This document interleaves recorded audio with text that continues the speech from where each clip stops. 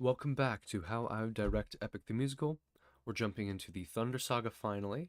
This is going to start with Stuffering. So, opening up, we have the boat center stage, and then you have Odysseus and the Siren. The idea is the crew either won't be there because they're not really important to the song until Different Beast. They'll probably enter on Different Beast. And so, crew won't be there, Eureka likely won't be there. There will also, with the Siren, there will be a fake baby kind of swaddled into like a full wrapping, meant to look more feminine than masculine. As I mean, babies are harder to tell, but like potentially maybe give the baby longer hair because obviously that's a stereotype. So this will show up when the siren talks about how Odysseus should jump in the water with their daughter, which should be the very first hint that this is not the real Penelope. Uh, the other idea I had was this baby would look almost identical to the one from Troy, which could be really messed up for Odysseus, which would be in line with Greek mythology. So they have their whole beginning of the banter, and then Odysseus kind of does this playful little thing when he talks about Poseidon, how they're on the run. The back panels here will likely display like tentacles, the trident, things like that, kind of give that idea. And they'll have the idea is most of the song they'll have a back and forth, so the lights will change from like pink to red to pink to red to pink to red to pink to red over and over. And so you get kind of like that transitional piece of pink to red and then back to like that crimsony color. I'm trying to manipulate it at the same time. It's a lot harder than it seems with Canva. But yeah, that you get that general idea where it changes from pink to red, pink to red. And most of the songs that back and forth. And basically, I like the idea from one of the animatics where Odysseus kind of dangles his legs off the side, and then the siren tries to go grab them, and then he quickly pulls them back up. I really like that, and the idea is it kind of just builds this tension until he gets to that point where he sings "The Things I Do for You." Now, I don't have enough time to go into different beefs, but if you like these videos, please like and subscribe. Comment down below any suggestions you might have for this song, other songs. I really appreciate it. And as always, thank you for watching. Welcome back to How I Would Direct Epic the Musical. Continuing the Thunder Saga, we have Different Beast. So the idea is calling back to Monster with the Underworld Saga, you would have the gray backlighting with the crimson center lighting, and then you have the crew on each side flanking Odysseus, and then Eurylochus as well. And there would be like probably two crew members on each side. It would change depending upon each song, the layout of the stage, etc., etc. But the idea is once the chorus begins, the gray backlights from Monster appear, and the panels will display the Trojan horse, and then like probably a Cyclops eye, pigs, and then the trident to kind of give the idea of their journey so far again, recapping it through the background display with that back panel back here as he kind of goes through how they fought in war and now they're on the run and everything. And due to this being more of a story progression song, it's harder to fill in much of what happens. This is going to be more of a great display of power from Odysseus. And the idea is that these lights will likely change from like this gray back panel, and then you have once the sirens beg for Odysseus to kind of spare them, the back panel light will transition to maybe like maybe that primary light will transition to like a teal, and then it will transition back to the red when Odysseus says he will not spare them because he's now really embracing that monstrous side of himself. And you have that back and forth from the sirens, and then he will direct his crew to cut off their tails, throw them in the water, and let them drown. And the idea is that the crew members will physically grab the siren tails, and they'll make a motion of swinging, and then they'll peel off the fishtail exterior, and then the siren actors will have like black leggings underneath, or maybe like red leggings to simulate the graphicness of it. But they basically peel off the fishtail sleeping bag cover, and then they drape them over the backside behind the boat near the panel so that the sirens can just fall behind the boat and cover themselves. And then they watch as the waves, maybe even more fabric, will come up in front and the waves will consume the sirens. As always, if you like these videos, please like and subscribe, comment down below any suggestions you might have, and as always, thank you for watching. Taking a quick break from the Thunder Saga, really quickly, just before jumping into Scylla. So, this is kind of just a mock-up thing. I've spent maybe, 3 minutes on this at most. But this is just to give you an idea. So, with Scylla, my idea is the stage will mostly be dark, so the lights, in fact, should probably remove them.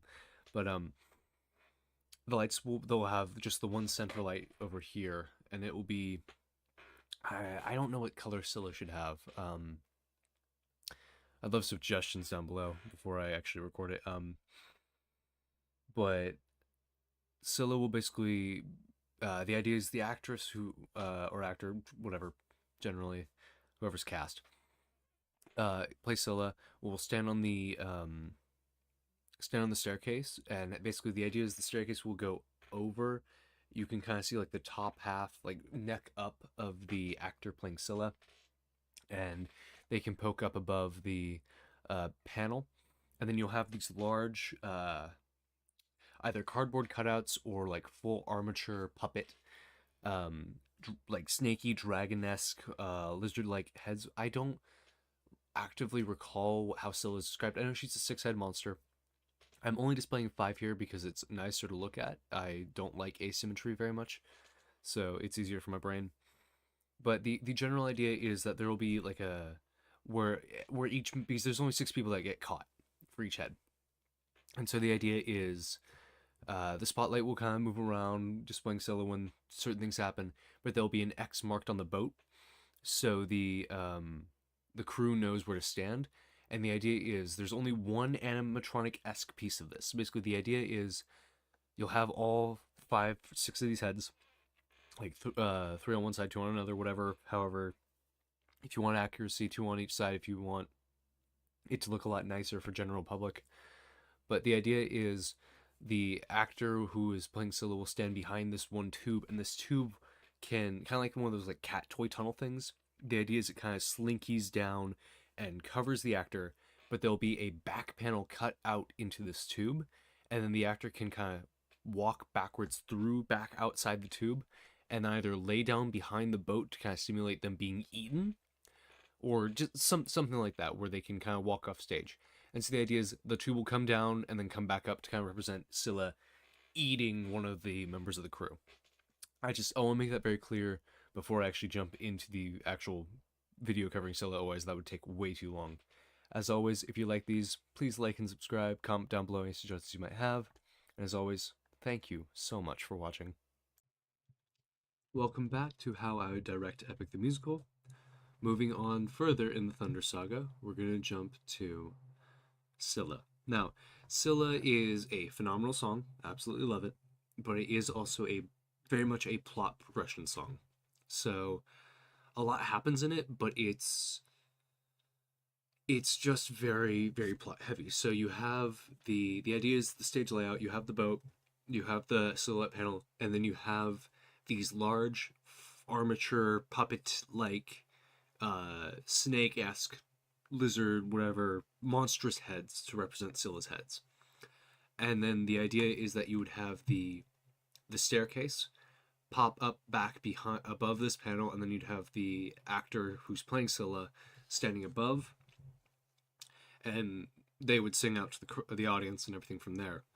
But I explained this in my Scylla like prologue video. The idea is that you'd have like a tube of some kind with the back panel cut out. For those that are confused, I highly recommend you check out that other video. But the idea is you'd have basically the main lights. The main lights would be, backlights be gray, kind of set up the darker mood. They'd be dimmed down. Then you'd have that crimson-esque color for Odysseus.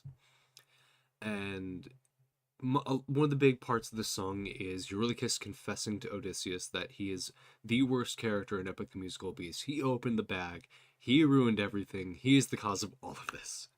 Well, him and the birds. But you have that really intense moment between Eurylochus and Odysseus.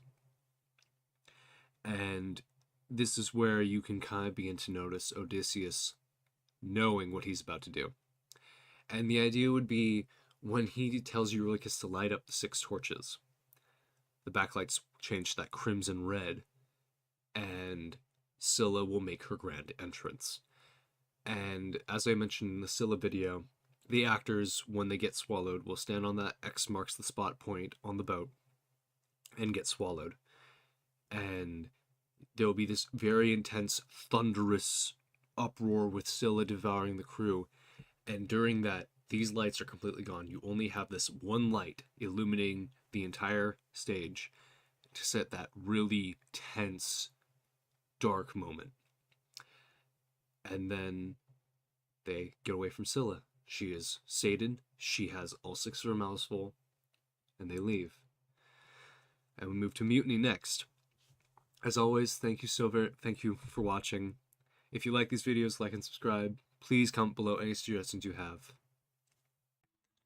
Welcome back to How I Direct Epic the Musical. This is part 5 of the Thunder Saga covering Mutiny.